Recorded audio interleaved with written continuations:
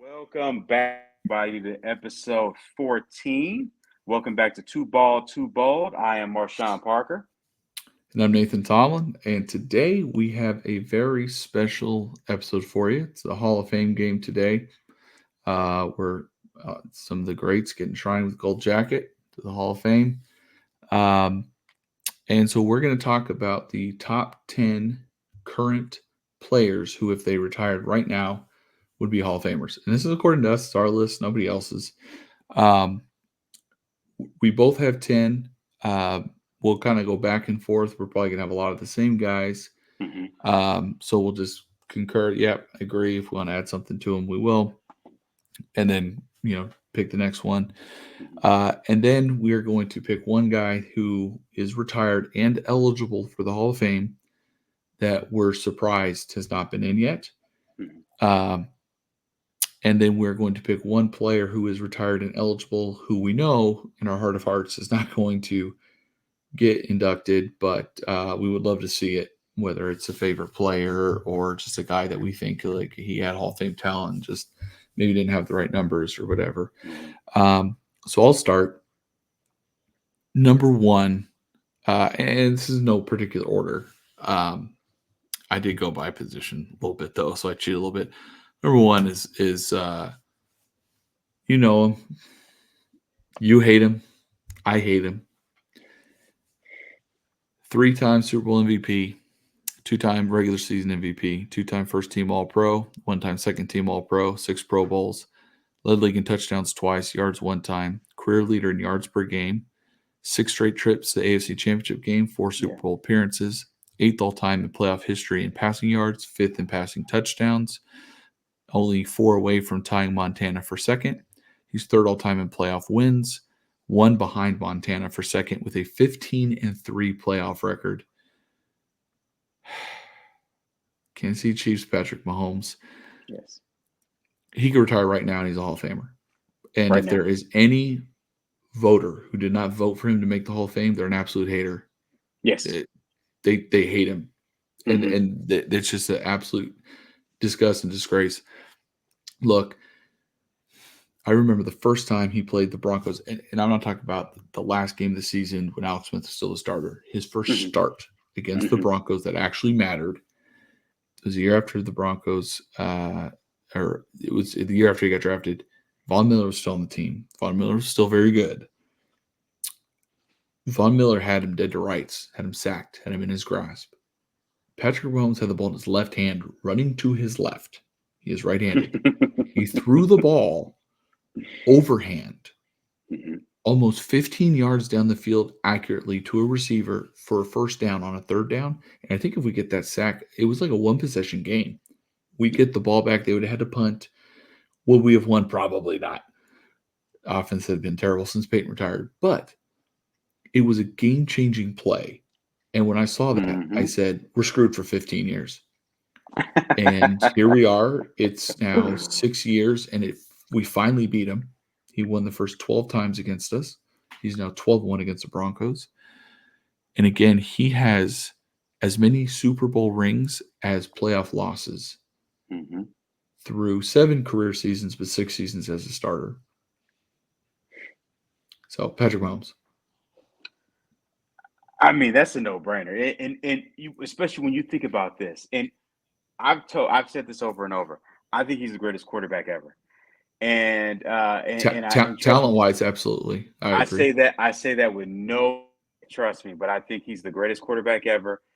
And when you look at him, he is one D forward offside, and you can argue one terribly run um, goal line offense away against the Bengals, away from being in the Super Bowl every year he's been a starter. And in the game that did it for me, where I just really said this guy's on another planet. It wasn't a win. It was I've talked about this, I believe, with you a few times and some friends. That Super Bowl against the Bucks was He like got beat. it was the most impressive loss I've ever seen. The line was decimated the game. First of all, that line was decimated. against a very, He very good defensive front too. against a very good defensive front, and he was throwing bullets where he was basically perpendicular in the air that was hitting receivers in the face mask. That Super Bowl, I was so impressed in the loss. And I was just thinking, golly, this guy's going to be in the league another 12, 13, 14, 15 years. Like, this is just, he's amazing. He's absolutely amazing. And if he retires, if he just decided he had enough in the NFL right now and he wanted to enjoy his life, he's going to the Hall of Fame 5 years from, is it 4 years or 5 years? I think it's four. Five. No, it is 5. In 5 years from now, he's getting a gold jacket. So I will go on to because we're going to do a total of 10, right? So I'm going to go to the running back position. Doesn't mean that if you have a quarterback, whatever, doesn't mean we're finished there. But another shoe in, Derrick Henry. Derrick Henry is a mediocre season away from getting 10,000 yards. He needs another 500 yards, and he'll get to 10,000 yards. Which for a running back in the current era, 10,000 yards is amazing. I think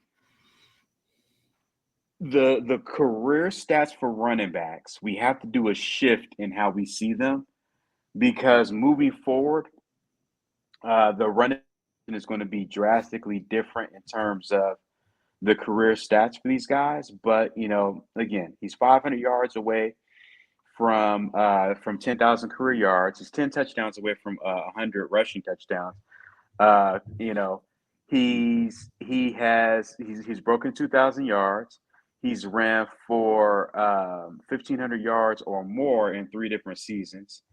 He's definitely the most dominant running back of his generation.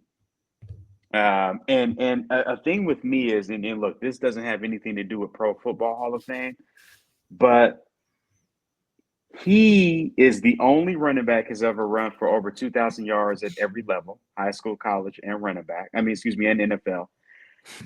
He ran for 12,000 yards in his high school career, which is incredible to me. He ran for 12,000 yards in his high school career. Bro, he looked like this in high school. Who's tackling him in high school? No, NFL players can't tackle I the get guy. I get it. But his freshman year in high school, he had, I think, over 2,800 yards. He's had over 10 touchdowns. Let's see, 2, 4, 6 seasons. And remember, I mean, again, his career's still going. But if he retires right now, he's in the Hall of Fame. He is absolutely thing. Yeah. Yeah, and keep in mind, his first 2 years in the league, he was backed up to Marco Murray. Yeah. Right. Yeah. So, I mean, he did have 10 touchdowns total and maybe about 1,200 yards total through those 2 years. But I think if he started those years, I mean, I didn't have him on my 10.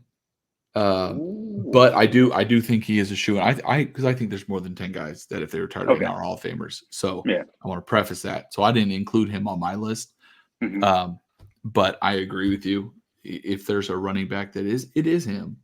Yeah. It is him. And the one thing I think that maybe is held back is, and that's the thing with running backs, man, is they're short peaks. They're short peaks. But Terrell Davis is in. Yeah. If you look at his career stats compared to a guy like Terrell Davis, they're better. Now, Terrell Davis is the best postseason running back in history by numbers, right? In terms of yards per game, how he performed in the postseason, all that good stuff, right? So, but yeah, I'm with you there on Derrick Henry. Next one, I'll go to another quarterback, Aaron Rodgers, right? Yeah. Super Bowl MVP, 4-time MVP, 4-time first-team All-Pro, 1-time second-team All-Pro, 10 Pro Bowls, 5th all-time in passing touchdowns. He's 33 behind Favre for 4th. So if he's healthy and plays and has a good year, he could pass him this year. Maybe if he plays 2 more years healthy, he'll definitely pass him. He's 9th in passing yards. He's only 945 away from being the 9th quarterback ever with 60,000. And if he throws for 4,395 yards this year, he'll move all the way up to 6th all time in passing yards.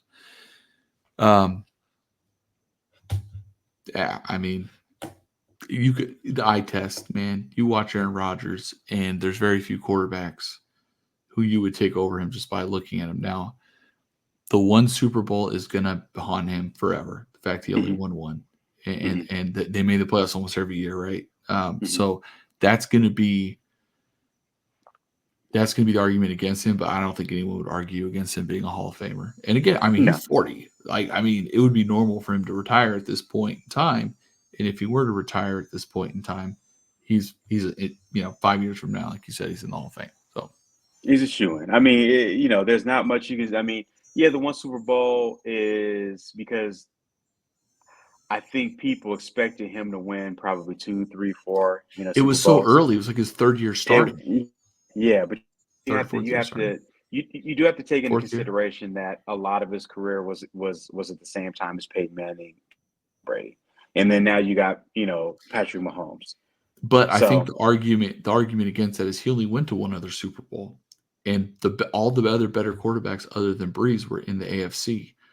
yeah, The AFC was Peyton, Ben Roethlisberger, or Tom Brady, right? And then yeah, those 2 years, that 1 year of Joe Flacco.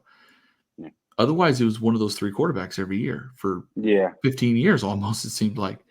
But the NFC was a cycle of quarterbacks. And I think that's that's a where the good point. argument comes in. If he was in the AFC, you'd have a better chance of making that argument. Yeah, Um, and that is what's going to hold him back from people considering him the greatest is yeah, at that position you have to win. And he won one, but he hasn't won enough. He hasn't won enough. yeah, yeah. I mean, but he's even though him and Patrick Mahomes are the two shoe-ins, like a At shoe-in of quarterback, shoe-in, yeah. Yeah. like yeah. I mean, I think all these guys that we're saying we truly believe they're shoe-ins, but if you were to say who are the shoe-ins of the shoe-ins, it would be those two guys. Mm-hmm. Now moving on to my next guy, and we aren't going to be surprised. I don't think you're going to be surprised by this, but I think some people who listen to this might be surprised by this. But Tyreek Hill, he's in there. He's in there. I mean, he's got over 10,000 yards. He's gone over 1,700 yards twice and has a great chance. I really thought he had a good chance at 2,000 yards, this year. And I'd be shocked if he goes anything under 1,700 yards again this coming up season. He's already in one Hall of Fame, the Hall of Fame of that him and both Cromartie are in, which is Having too many I, baby mamas. well, making kid. Philip Rivers is in that Hall of Fame too, but he only Yeah, played on one his with team. one. He, Yeah. he played on one team. The rest of the guys they played on multiple teams, right? But Tyreek Hill is, he got the Super Bowl with the Chiefs, so that helps a lot too. I think if he would have stayed on the Chiefs, he would have been a part of those two teams. I think his case would have been just as strong. Actually, what's funny is I don't think he was hurt either way. I think he was able to get the money. He still was able to get the stats because as a receiver, I don't think it really matters how many rings you get. It helps and it's good, but he was able to build up his statistical resume as well. But he's in there. He retires tomorrow. He's in there. He's the most. He's not the best receiver of this generation. I think right now, I think you have to say Justin Jefferson is, but he's the most dangerous and scary receiver of this generation. If that makes any kind of sense. I think Justin Jefferson is a better receiver, but I think Tyreek Hill, if you were to poll defensive coordinators and you said, what offensive player scares you the most? I'd say I think that Patrick Mahomes would be number one. I think Tyreek Hill would be number two. So I agree. He's Yeah. in. He's in. I think, and not in terms of how they play, but to your Hmm. point about dangerous, he's this generation's version of Randy Moss, That's a good one, but it's just right? was it Like different? It looks different. Randy Moss wasn't going to run slants and curls and beat you. No. Tyreek Hill probably will do that better than Randy Moss will, but Hmm. Tyreek Hill is a home run, right? He's a Oh home man. run hitter. Listen, for those people that are sitting there saying, "Nah, it's been long enough." To me, it's not counting stats for Tyreek. And by the way, he is fifth all time, fifth or sixth, I think, all time in receptions in the postseason. Hmm. And he's played one postseason game on the Dolphins, and it was like a blizzard. He has made 5 He's a 5-time first team All-Pro. There's 5 wide receivers in the history of the NFL that have done that. You'll name 3 of them. The fourth one, you'll have to really look at history books. It's Jerry Rice, Mm-hmm. Allworth, T.O., and Del Schaffner, who played in the 50s and 60s. Okay. Oh, wow. Okay. He's made 8 Pro Bowls. There's only been 10 wide receivers all time to make 8 Pro Bowls. Mm-hmm. The only ones that are not in the Hall of Fame is Larry Fitzgerald, who will be once eligible, Matthew Yeah. Slater. Larry Fitzgerald made 11. Yeah. Matthew Slater, who made 10 as a special teams Special player, but he's teams. technically a Yeah. wide receiver, right? Yeah. And then the only ones with more at wide receiver, period, are Jerry Rice, who made 14, Larry Fitzgerald made 11, and Tim Brown made 9. So if Tyreek Hill makes a Pro Bowl this year, he will be one of 4 receivers in history with 9 Pro Bowls. And if Yeah. he's not hurt, he'll probably do that. He's a 2-time top 5 offensive player of the year, 2-time top 10 MVP vote getter at wide receiver. He's led the league in receiving yards and touchdowns once apiece. Like you said, already over 10,000 yards. If he has 2 more years like he had the last 2 years, Yeah. He's at over 13,500 yards, and he's over 90 receiving touchdowns. Mm-hmm. Yeah, no doubt about it. Again, you look at who compare against the comparisons. The counting stats are difficult because there's now going to be a lot of receivers with 10,000 yards in their career. Mm-hmm. There's a lot already, and they're going to continue to pile up. There's 17 games. You have an extra game, right? So if you play 10 seasons of the league, you get more than half a whole season more than anybody else that's ever played. And the game is different. They throw the ball more. The next position I want to go to, I'm going to go to an interior offensive lineman. Mm-hmm. And he is tied for first all time among guards with 7 first team All Pros. He has made 2 second team All Pros. That's 9 All Pros, right? And so that means he's been a top 4 guard for 9 of his 10 years. He's made 9 Pro Bowls. The only time he didn't make an All Pro or a Pro Bowl was in 2020 when he played 10 games. He finished second in Offensive Rookie of the Year voting as a guard in 2014. OBJ had 42 of the votes. Mike Evans had 1. Zach Martin, who is on a very, very, very short list of greatest guards of all time. Yes. And the one argument, I think, again, it's tied first all time among guards. I think it's with Bruce Matthews. Bruce Matthews played like 20-something years. 20 years, right? Yeah. And so Bruce Matthews, you're probably going to say, hey, he's better because he just did it for so long. But Zach Martin's not done. He's still playing. I don't know how much longer he's going to play. But if he retires right now, he's almost like Joe Thomas. Joe Thomas, I think, played 10 years exactly, I think. Yeah. He made a first-team All-Pro like almost every year he played. Didn't miss a game. But Zach Martin. Yeah. And props to Jerry Jones' son. Because Jerry Jones lineman really well there. He wanted to take Johnny Manziel with that pick. And his son said, no, we've got to take this guy. And he talked him out of drafting Johnny Manziel, and he talked him into drafting one of the best guards this league's ever seen. So that's an absolute good. Oh man, see, you have me in consecutive episodes. You've had me praising Chiefs and Cowboys. What are you doing to me, man? I don't like the Cowboys either, man. But look, you got to recognize greatness. Yes, no. Absolutely. And that's all it comes down to. Look, there's not a team in the league that would have killed to have Zach Martin for the last 10 years. Oh, he's so good. He's so good. And I mean, there's really nothing else that could be said about that. I mean, obviously there's no real counting stats, but I mean, you could bring up the fact that he's one stat that you could bring up is since he's been the Cowboys starting guard, they've had 2 guys lead the league in rushing. So that in itself is something. But so I'm gonna. This is the guy who I actually thought you were going to say next. So I'll go ahead and I'll talk about another Chief, Travis Kelce.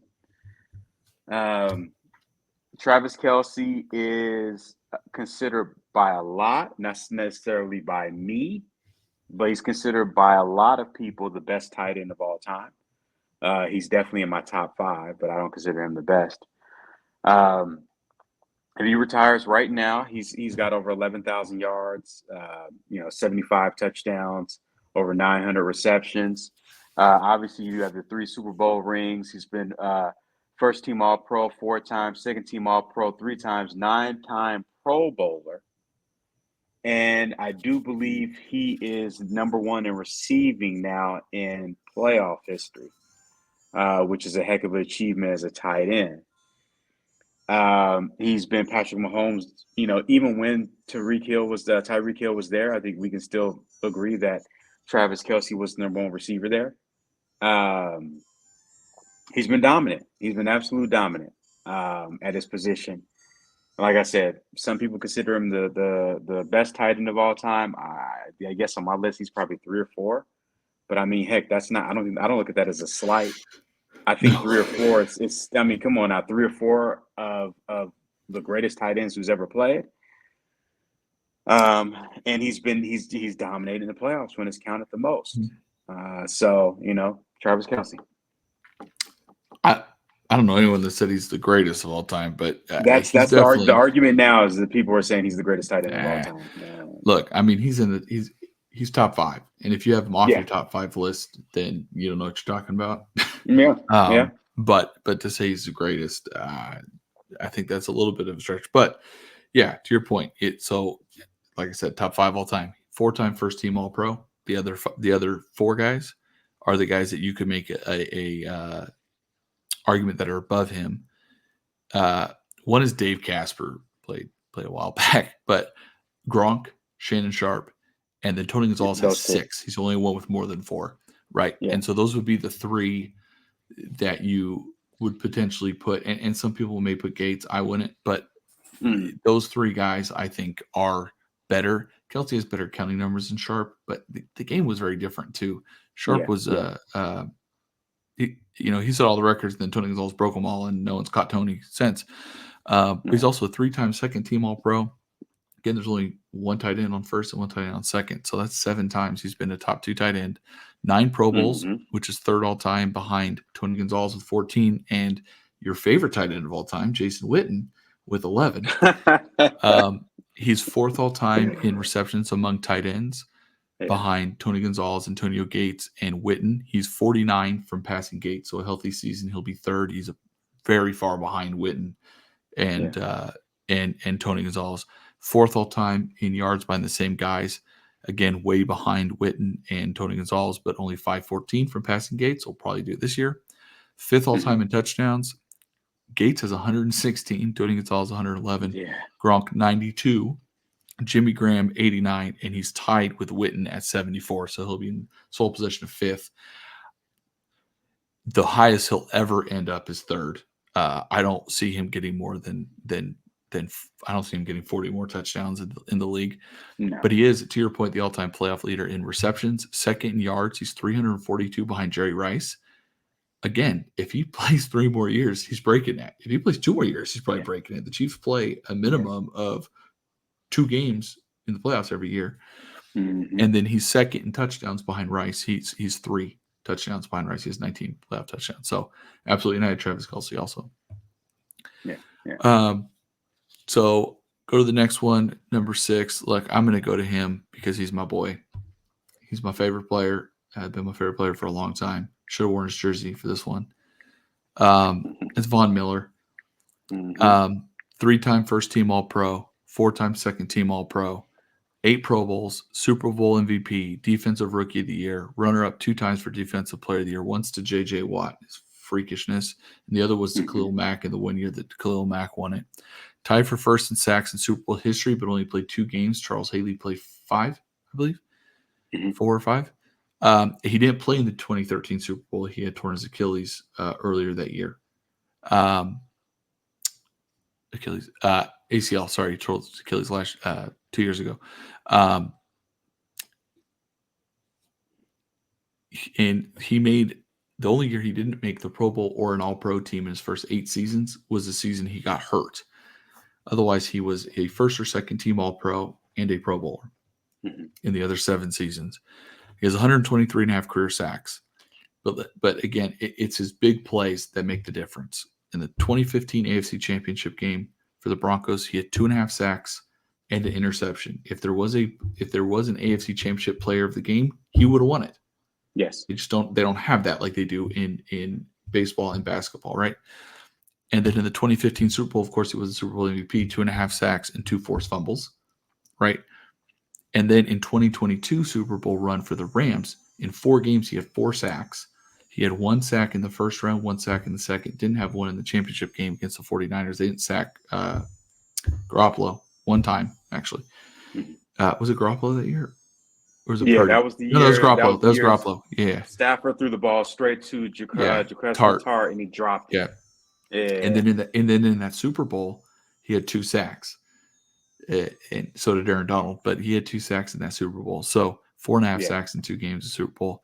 Look, he even had last year he didn't have a sack. The year before he had 8 sacks in 11 games before he got hurt, and he never really got healthy last year, coming off a torn Achilles. I don't know how much he's got left in the tank, but to me, he's absolutely a first ballot Hall of Famer. He should, if you were to, again, I don't think he has much time left. I think he's playing because he signed that long contract with the Bills, which I couldn't believe they gave him that much money for that long. And so it's kind of hard to walk away from money like that, I think. But once they do release him, probably after this year, I think he'll probably retire. So I think his career is pretty much done at this point, but I think he's a Hall of Famer. One of the most loaded drafts. Oh, absolutely. That he was the number 2 pick in that draft. Behind Cam. Behind Cam. And that draft. So think about this. Von Miller is so good. He was the number 2 pick in the draft, and you've never heard anybody say it should have been J.J. Watt.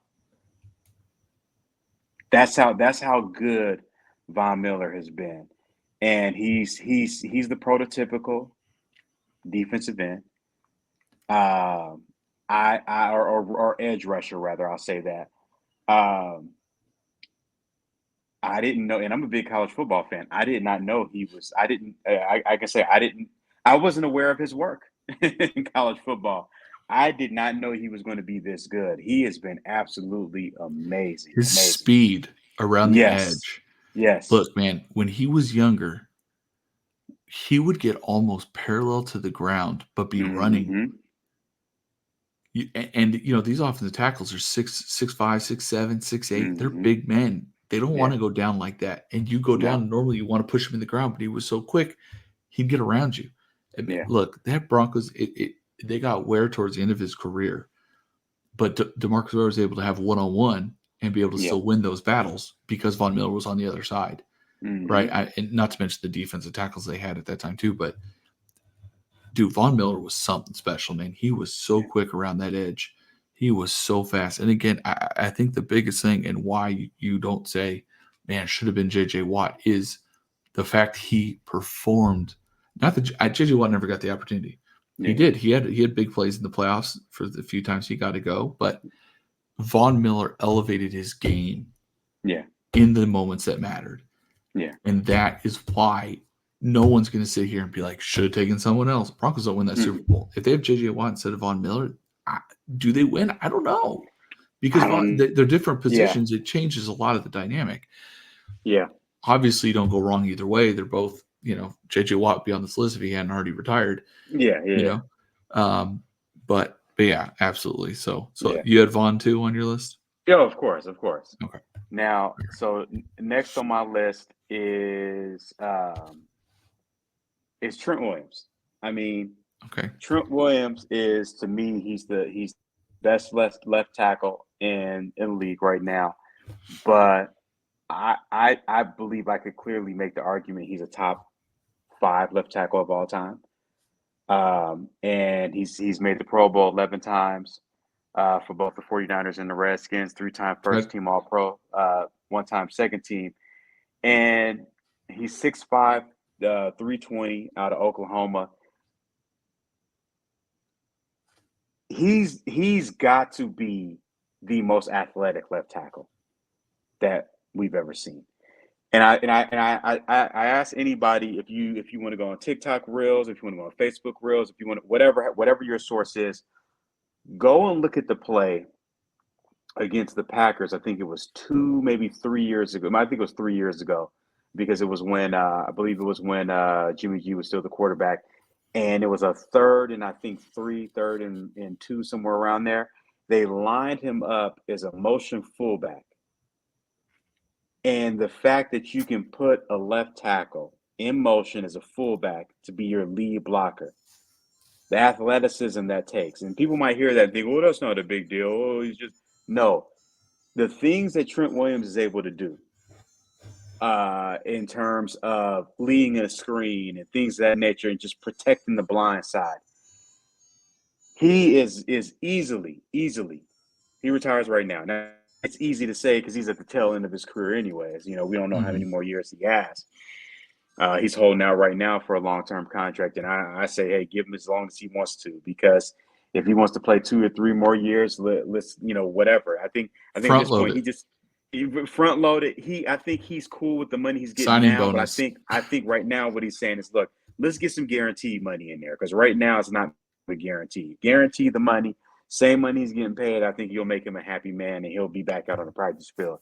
But Trent Williams, yeah. So I think that's number, what, 8 or 9 for us. That is the 8th. That's the 8th. Okay. But we'll go Yeah. until we get through all our guys. I didn't put Trent Williams on my top 10 because I knew you Oh, would. So I saved my spot yeah, for somebody else.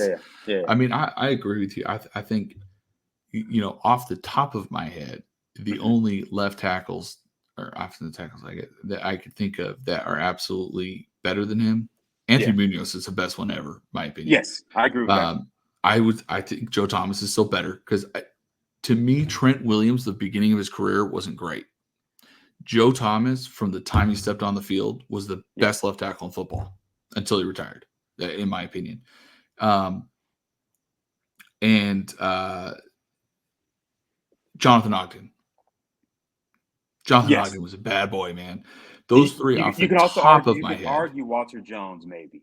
You could argue, I definitely agree. I definitely agree. Jonathan Ogden and Anthony Munoz. But to me, Anthony Munoz and Joe Thomas, to me, and Jonathan Ogden are probably the three top. But I'd have to look more at all the tackles that have played to see where I'd rank him. But yeah, I mean, I'm with you. 11 Pro Bowls is tied for first all time among offensive tackles. The 3 All Pros is a little bit lower. There's a lot of guys with more than that. But still, being a Pro Bowler and being one of the top, 4 left tackles in the league is still nothing to frown at. So I'll stick with the defense. I got another edge rusher for you. Mm-hmm. We talked about his brother earlier.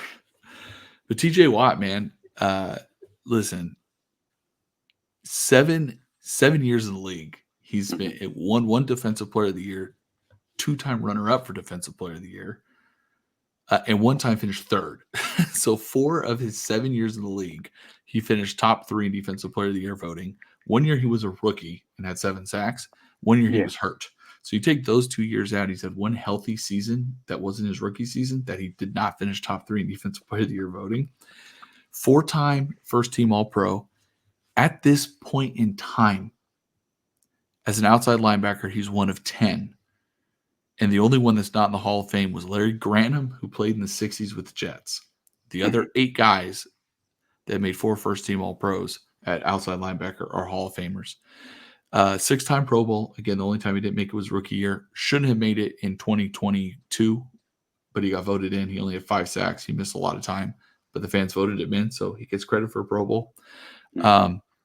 He's led the league in sacks 3 of 7 years in the league. And again, 1 year was hurt, 1 year was a rookie. So that means 3 of the other 5 years he led the league in sacks. Tackles for loss, which in the NFL do not include sacks. So those are run plays. Twice he's led the league in that stat. Once in forced fumbles. He has 96.5 career sacks. And he's only going to be 30 this year.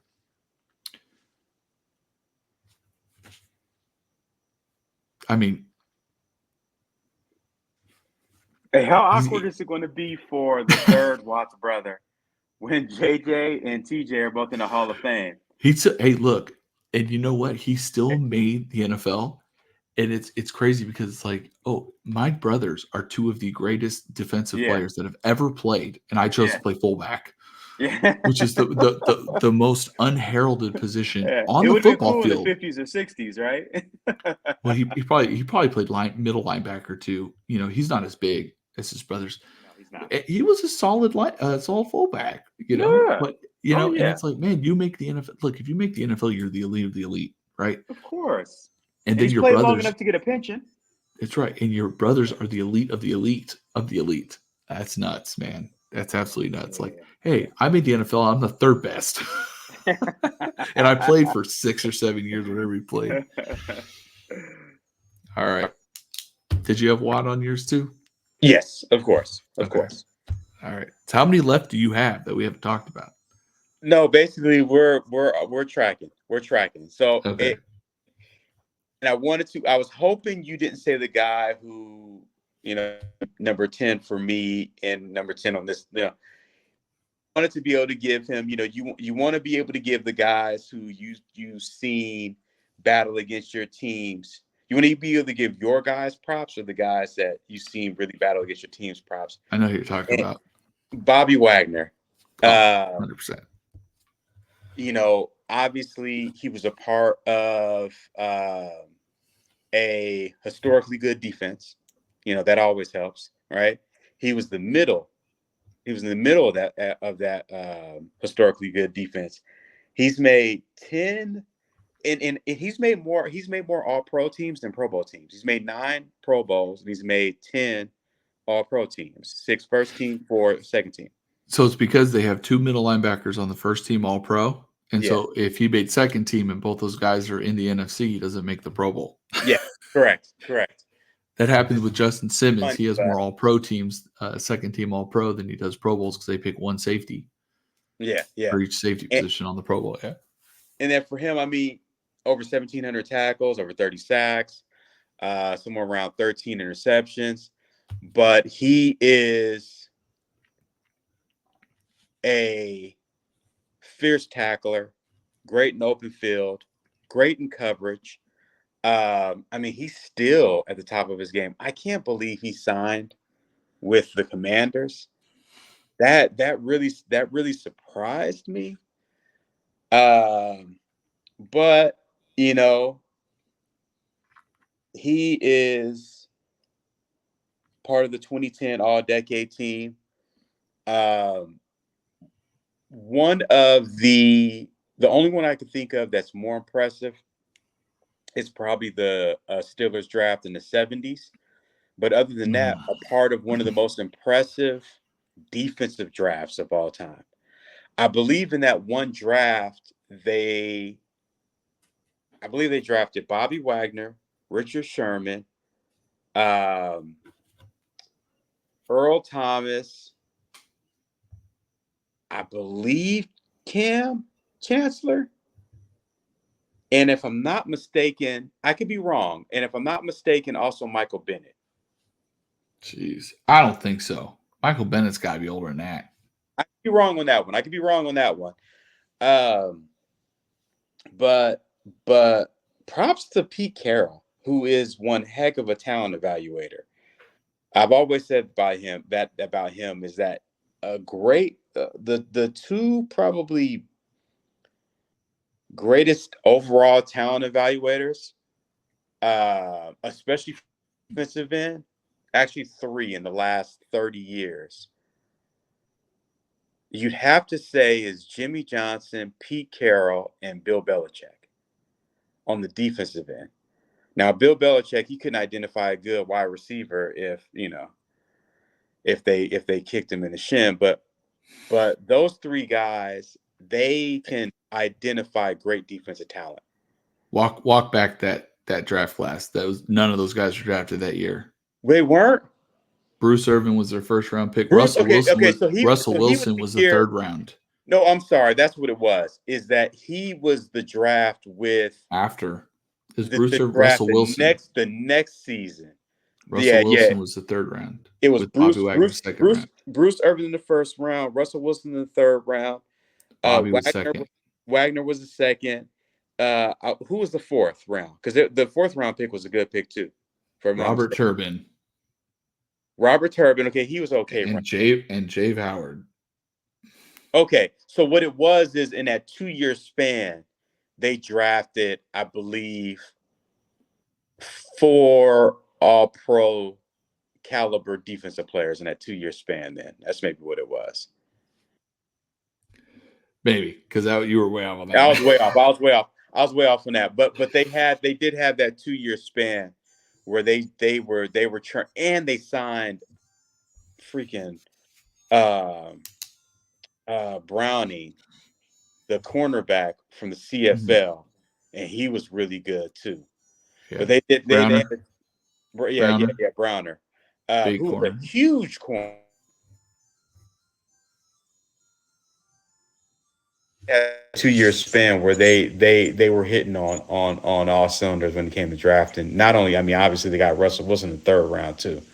So just drafting in general, they were hitting on all cylinders. But Bobby Wagner is one of the top 3 middle linebackers of the last 10, 15 years. Yeah.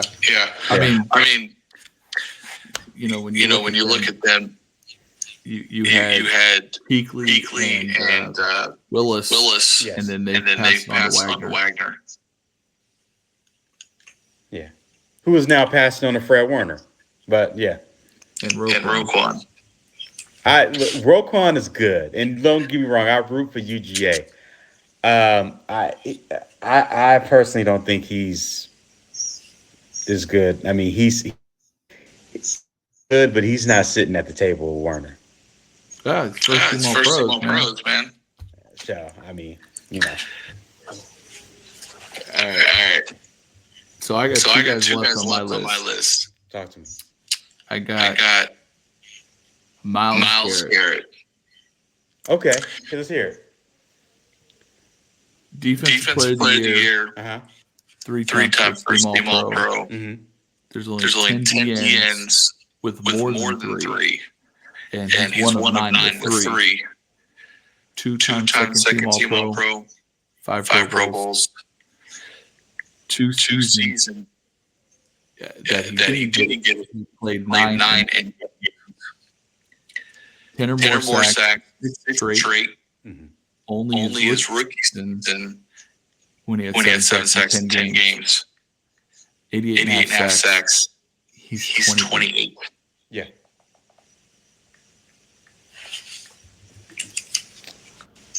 I think he's 1 or 2 years away, but I understand.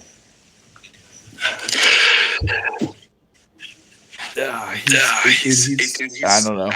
I can see that. But man, he's too good to not put on this list, in my opinion.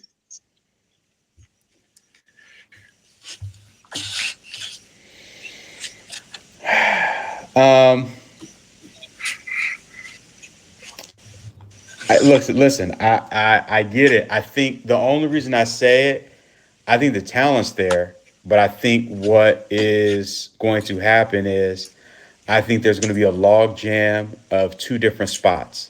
There's going to be a log jam of receivers. There's going to be a log jam of pass rushers, because what's going to happen is the receiving counting stats are going to be hard to judge compared to previous years, and I think that the sack number is going to be hard to judge, because there's guys who's going to have way more sacks than Lawrence Taylor and didn't have Lawrence Taylor's impact, because the guys are throwing so much more. There's going to be just more receiving yards. There's going to be more sacks. So 1 or 2 more years, I totally agree with you. And I mean, if he were to retire now, it's like, okay, yeah. I mean, I can see it. He just wasn't on my list.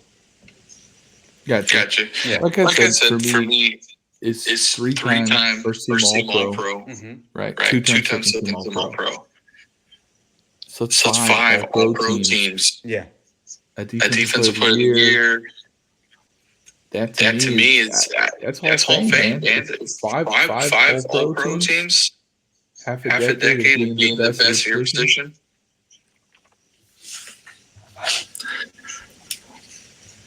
So who else you got on your list? I had someone on my list and then I took him off after, kind of doing a little bit more digging and looking at the career a little bit more. I had Lane Johnson. I did a little more investigating. I said, not quite yet. Not quite. Yeah. Not quite.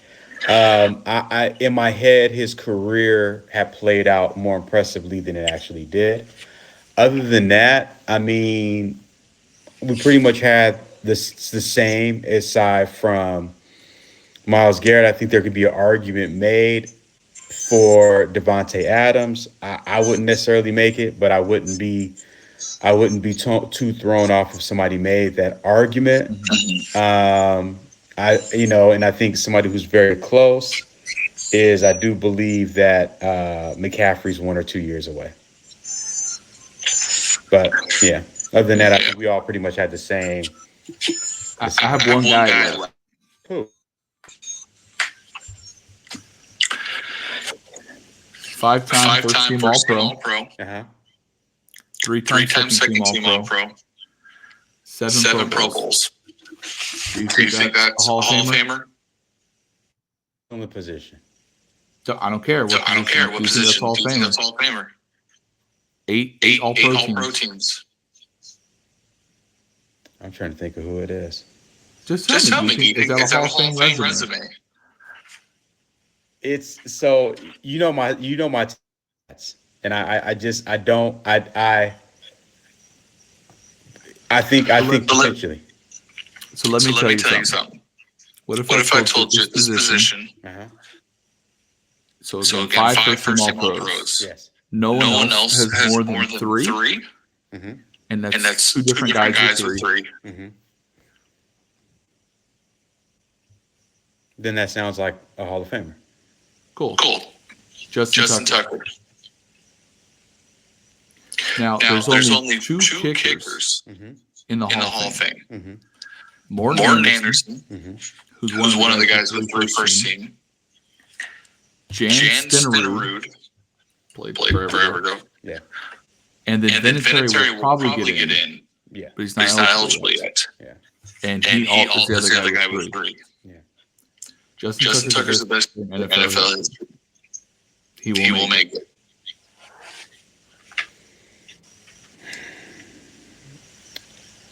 Devin Hester made it as a kick returner. Well, I'm stuck on the fact that you said he's the greatest kicker in NFL history.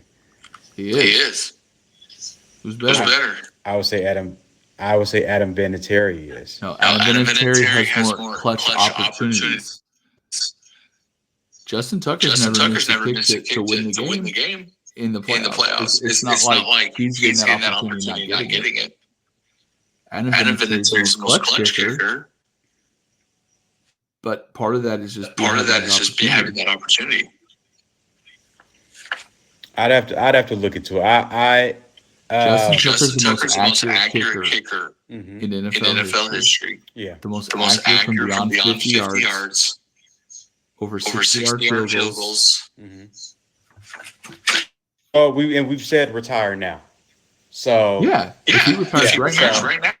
I was thinking, well, I mean, Adam Vinatieri played so long too that it's like his counting stats are better, but it's like at a certain your percentages and things like that are going to change because But yeah, hey, I mean, look, I'm all for showing special team love. I personally think Steve Tasker should be in the Hall of Fame, and I'll die on that hill. So I'm all about showing special team love, and I hope that Michael Slater gets in. Matthew, I'm sorry. But my point is, he has 2 more first team All-Pros than anyone ever. Yes. So there's only one kicker that makes first team. True. So 5 years he's been the best. He's been the best at the position. 3 times he's been the second best. Yeah. Yeah. I mean, hey, that's a Hall of Famer. Yeah. Yeah. Because if you put that at a quarterback, wide receiver, offensive lineman, you're saying that's a Hall of Famer. Right? I agree. No. I agree. it's funny because uh, you don't think about this because these aren't dynamic positions. There's only There's only two in the two in the Hall Hall of of Fame. Yeah, yeah, yeah. They So And they played played for for Gordon Gordon Anderson. Anderson, Played for played for like like 30 30 years. years. yeah, he played a long time. All All right. right. So So we're we're gonna gonna go go to to the the one one player player you you can't can't believe is believe is not not in the in the Hall of Hall of Fame right Fame right now. now. For me, I'm very tempted to say Roger Craig because he was thousand running back. But to me, I'm really surprised Sterling Sharp's not in the Hall of Fame yet. You can make an argument that Sterling Sharp, for a 7-year span, was the second best receiver in the league, behind Jerry Rice. You can make an argument that one of those years that he was better. I don't think he was, but you can make that argument. He had a better He had year, a better you could year, say. he said. He had a better year, and some people would argue that he was a receiver that year. I think 7 years where you are at the top of your game for about 6 of those years. So basically every other year aside from your rookie year. I think that makes a strong argument. It makes a strong argument. I think, if you have a good 6 year stretch in NFL, which is usually what it is, usually guys have a 6 to 7 year run, and in other years were either years that they were trying to figure it out or years where they were at the back end. So for him, you just take out the years of figuring out, you take out the years in the back end. He didn't have those. But if he had the same amount of years, mediocre for another 2 to 3 years, people would have put him in the Hall of Fame, no problem. So I think he's a Hall of Famer, and I'm Yeah. surprised by now he hasn't gotten there. It's It's almost almost like like the the Terrell Terrell Davis Davis conundrum, right? conundrum, right? For a long For a time, he long didn't get time, he in. didn't get in. And that was the And that was the argument. argument. The one The one thing Terrell Davis had Terrell an Davis had MVP an MVP and a Super Bowl and a Super Bowl MVP. MVP. But otherwise, But he was very otherwise, similar to very Sterling similar Sharp. to Sterling Sharp. Yeah. Productive from day Productive one. from day one. Elite for Terrell Davis was Terrell about Davis 4 was about years. 4 years. And then a And then a career-ending injury. career-ending injury.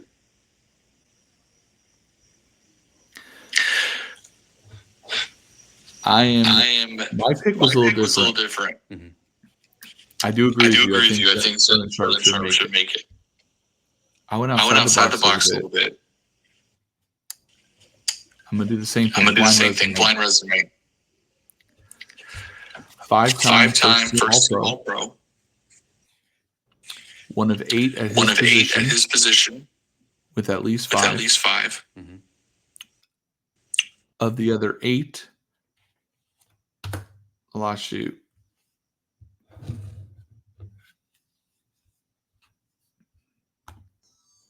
So this blind resume, 5-time first-team All-Pro, one of 8 in history at his position with 5 first-team. Of the other 7, 6 are in the Hall of Fame. 1 is not eligible, but we'll all agree is a shoo-in. Mm-hmm. 6 Pro Bowls. There are 15 Hall of Famers currently at the position he plays. Someone that's in the Hall of Fame you can compare him to was a 1-time first-team All-Pro, 3-time second-team All-Pro, only 4 Pro Bowls. Counting stats were slightly better, but played more years. Defensive tackle. Okay. The guy I'm comparing him to with the less All-Pros and less Pro Bowls had about 86 sacks in his career or so. Mm-hmm. Mm-hmm. This guy had about 64. D-tackle, though. Okay. Mm-hmm. Played around the same time. This guy came in the middle way. So the guy I'm comparing him to is Bryant Young. Mm-hmm. Okay. Do you know what I'm talking about? Do you have an idea? Well, what's funny? I'll tell you this first of all, and I love Brian Young. I didn't think he was a Hall of Famer, but and the one that's not in the Hall of Fame yet of the 8 first-team All-Pros is Aaron Donald, right? So he'll be there. Yeah. And this guy's the other one. Do you know do you have an idea or no? Um, As soon as I say his name, you're gonna be like, "Oh my god!" I think I do. Say it. No, it's not him. Never mind. Okay. It's not him. It's not him. Who? Who is it? Kevin Williams, Minnesota. Okay. Okay. Yeah. So it was the William brothers, right? Mhm. Okay. And his All Pros were in the early part of his career. The Yeah. first 2 years he had in the league, he had over 10 sacks. Never had over 10 sacks again. Yeah. So again, his counting stats were slightly less than Bryant Young, but he played like 4 years less. Yeah. But he had 4 more first team All Pros, didn't have any second team All Pros, and had 2 more Pro Bowls. And Because I agree. I don't think Bryant Young's a Hall of Famer either. Yeah. Yeah. But if you put him in, how do you not put Kevin Williams in? And it's not like Bryant Young was like had massive playoff success. No. He won Super Bowl his Individually. rookie year. Won Super Bowl his But rookie year, and that was it. Yeah. but individually, like he wasn't like a monster like Von Miller. He didn't have like Von Miller games in the playoffs. You know what I'm saying? No. So to me, I was like looking, I was like, man, let me look at some guys, like, kind of looking through it. And I was like, how has this guy not made it? The one other guy who I was going to say, but I think he's getting in next year is Antonio Gates because he's going to get in. I was shocked he wasn't a first ballot. 116 touchdowns is top 10 all time in touchdowns. Yeah. Period. Regardless of how you got them. Or no, I think it was 14th all time in touchdowns, but top 10 in receiving touchdowns. Like, I mean, it's crazy. Yeah, he's third all time in tight ends and receiving, in yards, first in touchdowns, 7th all time in receiving touchdowns, 14th in overall touchdowns. How is that guy not a first ballot Hall of Famer? That blew my mind. Oh, the hate is real for Antonio Gates, man. It's like those guys from the league that ran into him at the sauna. I don't know if you ever watched that show, The League. Yeah, The League. Yeah. He scored 3 touchdowns on me. But anyway. The Chivo Award. Yeah. Cool. So then we'll go to the one guy. Do you think Kevin Williams Hall of Famer? No. No? You don't think so? Okay. But again, and look, I love the guy. I've been a Niner fan forever. I love Bryant Young. I didn't think he was a Hall of Famer. No. I'm talking about Kevin Williams. Yeah, if I didn't think Bryant Young was a Hall of Famer, I definitely don't think Kevin Williams is a Hall of Famer. Well, I mean, Kevin Williams got more accolades than Bryant Young. So he's better than Bryant Young, according to that, compared to his peers, his contemporaries. Right? That blind resume looked like it, though, didn't it, when I just told you all that? That's why. But see that. But you know me. Like I say, because if we do blind resumes with everything, then But this wasn't counting stats, though. Yeah. Blind resumes with counting stats is tricky because if it's not in the same year, it's very deceiving. Yeah. That's why to me, all pros speak volumes because you were voted as the best at your position. Yeah. You know what I mean? Where that means in that year, you were the best, or in D tackle, there's 2. So you're one of the 2 best defensive tackles for 5 years. That's impressive. And there's only been 7 other players that have ever been considered that. Yeah. So your peak, again, you can go to the same thing with Sterling Sharp. You're like, he was a top 2 wide receiver. Well, he was a top 2 defensive tackle for 5 years. He just did have those years at the end that were maybe not as productive as the earlier years. You know what I'm saying? Yeah. Yeah. And it is hard to quantify because D tackles are different. He wasn't a pass rushing D tackle. Yeah. Right. He was more of a run stopping D tackle who could rush the passer. Okay. But anyway, so we'll go to the one guy that we want to get in, but we know it's not going to get there. So I'll let you go first. What 49er do you got?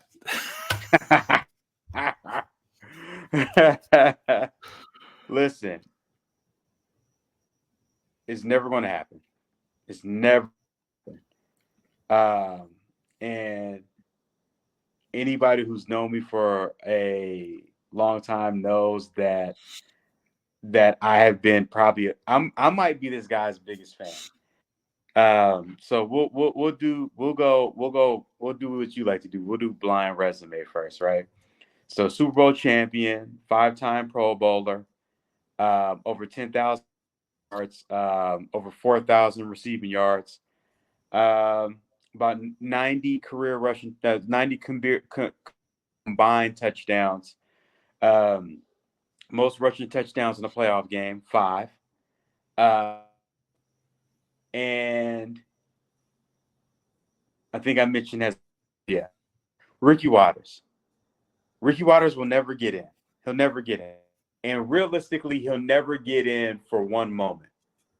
And it didn't matter at the point he would have had to spend the rest of his career overcoming that one moment.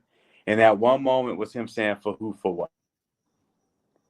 So when he ripped my heart out and signed with the Eagles, because he wanted to be, that was back time. Running backs' main concern was, am I going to get 25 to 30 carries a game, right? And he left a perfect situation for that. And I'm pretty sure he probably got more money too. The Eagles got more money and was promised that he was 350 carries a year, right? So he's going to get his 25 to 30 carry game. At the middle of the season, I believe it was, on the Eagles, they were playing against the Bucks. And I believe it was like a wheel route or something along those lines. And he came up short on the route. And he was about to get blown up by a linebacker, and alligator armed the pass. And when they asked him about it after the game, he was like, this is a regular season game. The play matter much. Like, for who, for what? Like, why am I going to get blown up on this play? For what? For who? For what? And I think that was something that was used against him for the rest of his career, right? And again, I believe he would have had to battle against that for the rest of his career. He stays on the Niners, I truly believe, and I'm not just saying this because I'm a Niner fan. I say it because the way they were using him in the West Coast offense was perfect for his skill set. And, when they let him go, not only did he leave, but both chances left. He was the perfect complement to their offense. And with his stats and with his impact on the game, I would love to see him get in the Hall of Fame. From a career totality, he was a running back for the Eagles. He was also a very productive running back for the Seahawks, had a couple of 1,000-yard seasons for both teams. I think in total he had about 6 or 7 1,000-yard seasons in his career, which is good. But, I think both of those teams didn't have the overall team impact that the Niners had. And, at that point, you're kind of getting lost in the sauce where you have Emmitt Smith is still making a high impact. Barry Sanders is still making a high impact. Thurman Thomas is still being a highly running back. And at a certain point, you kind of get Marshall lost. Faulk. Marshall Faulk is coming along. But, going over 10,000 yards, when running back was still one of the premier positions, and having, 6 to 7,000 yard seasons is extremely good over a career with 3 teams. But 5 Pro Bowls, didn't have a lot of postseason success after leaving the Niners. He'll never get in, but I would love to see him get in because he's one of my all-time favorite players of all time. Yeah. Yeah. See that blind resume though you told me? Yeah. I don't think that gets in. No, doesn't.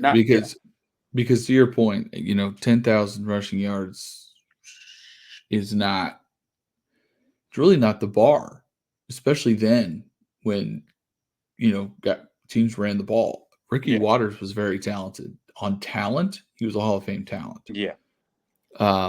But 5 Pro Bowls, he didn't have any All-Pro teams, did he? No. Not in that time. You would have to have exactly beat out. And that's my point is so again you have to look, and that's why it's so important to look at against your contemporaries, right? Is were you ever considered the best of your position or one of the best? And that's what we've had this conversation about all these quarterbacks. We had that episode about Matt Ryan. Matt Ryan's counting stats are amazing, but I mean, he had one MVP year but on a year in, year out basis, he wasn't even a top 5 quarterback. How do you put him in the Hall of Fame? Yeah. Right. So it's almost the same conversation with Ricky Waters. And very good. Again, talent wise, the guy was unreal. Yeah. Those are good stats. It's nothing to be ashamed of. That's a very good career. I do see your point, and it's very possible, because team success does play into it. I mean, Oh, unless big you are time. just you have ridiculous numbers, or you play at a position that's not as directly effective of the game outcome. That's a bad way of putting it, but like Joe Thomas on Cleveland, Yeah. he did his job. It's not his fault that the guy back there couldn't complete a pass, right? Yeah. He's a Hall of Famer. But when you're at a position like that, I mean, look at the running backs that are in the Hall of Fame. Look at the teams they were on. We've had this conversation about Barry Sanders. The Lions weren't bad. They were still making playoff teams. They were still good teams. Yeah, they weren't winning Super Bowls, but they were still good. They were not, a 3-13 team going out there and hand the ball to Barry Sanders every play. So I do think with skill position players, team success does hold a little bit more than guys in the trenches, because guys in the trenches, again, offensive linemen can only do so much. They Correct. can't throw the ball, catch the ball, nothing, right? So my guy, and I know he's not a Hall of Famer. His numbers are not Hall of Fame numbers, but a very good career. Led league in receiving once, 6 straight 1,000-yard seasons, 8 of 9 seasons with over 1,000 yards, 849 receptions for 11,389 yards, 68 touchdowns. Only 3 Pro Bowls, though. 2-time second-team All-Pro. 2-time Super Bowl champ. Was undrafted. I gave it away. Rod Smith. I knew who it was before, but yeah. I love Rod Smith, man. Rod Smith, talk about quiet work. Like the exact opposite of what you expect and what you find with wide receivers. Rod Smith was just a hard worker, man. That receiving core, they had when he was young, it was him and Ed McCaffrey, and Ed McCaffrey from 49er, right? Those guys were blue collar wide receivers. Great Rod Smith was very fast too, but they weren't afraid to go over the middle of the field. They weren't big mouth guys. They just went out and did their job. And they were willing to block. And Rod Smith's work ethic was amazing, and a really good undrafted story. A guy that gets undrafted, and really he gave them that over the top for Elway. Elway still had a gun even when he was older, and sharp. It wasn't quite as fast at that point. It was kind of towards the end of his career. McCaffrey was never a speed burner. And of course, they were a running team, but they did a lot of play action, and that allows you to get some stuff over the top. I still remember the bomb he threw to him against the Falcons in the Super Bowl, Elway's last game. But yeah, man, Rod Smith, dude, he was always one of my favorite players. Just quiet, goes about his business, and just extremely consistent. Extremely consistent. You knew what you were going to get from Rod Smith every game. Was never going to. You weren't worried about him dropping 150, 200 yards on you. But you knew you'd get somewhere between 60 and 90 yards. He'd have a 100-yard game here and there. But just a good receiver. He'd catch the ball if the ball got to him where it needed to go. Again, he'd block, run block. Return some kicks for him too, from time to time. But, yeah, he's in the Ring of Honor in Denver. That's as far as he'll go. But, a very, very good career for someone that was undrafted. I mean, just very, very impressive. Yeah. I mean, well, now I was going to say, who would you consider the number one receiver? But Shannon Sharp was the number one receiver. So, yeah. Again, Rod Smith probably led them in receptions for the most part. But you knew who the number one target would have been, like if rubber meets the road. Yeah, well, they were a run first team too, and a lot of times, when you are a run first team, your tight end is a huge piece of that. Yeah, right, because the play action pass, the tight end over the middle that's never failed. If you can run the football, tight end over the middle on the play action is going to be there. And Yeah. again, Shannon Sharp was just, especially at that time, was an extreme mismatch. Linebackers Ahead were of his too time. slow, safeties were too small. Shannon Sharp, he was a wide receiver, and they moved him to tight end. And Shannon Sharp could play. I mean, not current, but you take him then and you put him in the NFL now, and he could still play. Obviously, Big time. right now he's a little too old, although he's still in great shape for his age. But he's not. Yeah. I don't think he wants to get hit anymore. He's got too shiny teeth. But he said, yeah, he said he paid $200,000 for that. he's got the money, man. Why not? Hey, Lord knows I would. Float your boat, man. He do whatever he wants with his money. Yeah. Good for him. Yeah. Another guy didn't come from much. Late round draft pick. He was a 6th round pick, I think, out of Savannah State. He was a late round pick. They picked him as wide receiver. Said, we're putting you. What do you think about playing tight end? He's like, I'll do whatever you want me to do. Just get me on that field.